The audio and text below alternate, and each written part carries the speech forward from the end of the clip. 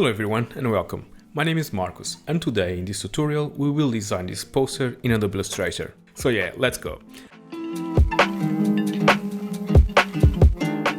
As always, let's start by creating our document. We will use a 1700 by 2400 pixels in RGB mode and just press create.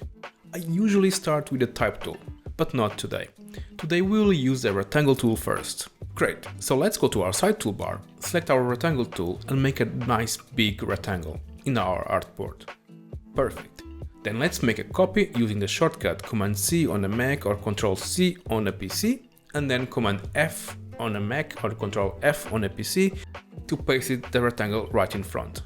Perfect. Now with the new rectangle selected, let's scale it down vertically. Then copy this rectangle, paste it again and scale it down. Perfection. Now let's click on our direct selection tool, select the top edges of our rectangles, then click on a little circle on one of the corners and push it down until it creates a perfect half circle. And that's it. Now let's apply some colors. Select the top rectangle, go to the side toolbar, remove the stroke and add a gradient fill. Now on the gradient window, let's change our gradient from linear to a freeform gradient. And we will create these points where we can add different colors to it. And they will blend nicely together. It's amazing.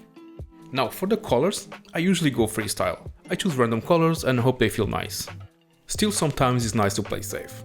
And I use the Illustrator color libraries. So to access the Illustrator color libraries, let's go to Window, Swatches Libraries, and here you have loads of options. Although today I will use the Art History and the Impressionism colors. Cool, now we can select each gradient point and add a different color from our swatch.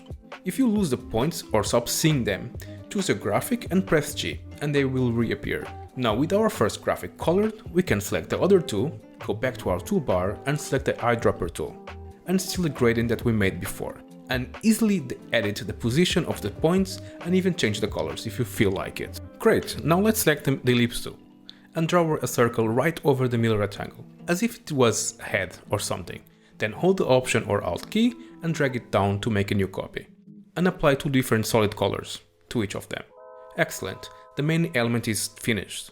Now it's time to add some typography to this poster. Select our ellipse tool again and draw a big ellipse around our central element. Don't worry about the color, leave it as it is. Then go back to the toolbar, right click over the type tool to get more options and select the type on a path tool. And click over the big circle that we just made and perfect. Now increase the text size to something visible, write something cool and repeat it.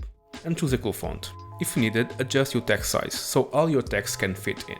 Center the elements in the artboard, select a rectangle tool to make a background, send it to the back and find a nice color for it.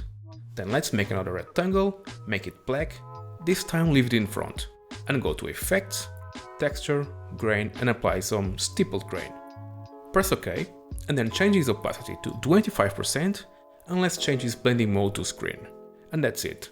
Gradients and noise, it's like peanut butter and jam, they fit perfectly together. Jokes aside, we just finished, no more steps to do. So that's it. I hope you enjoyed, please let me know in the comments even if you didn't. So remember to like and subscribe, check the other videos, and be sure to have a fantastic day or night, depending when you are watching this. Much love to you and yours, and I will see you in the next one.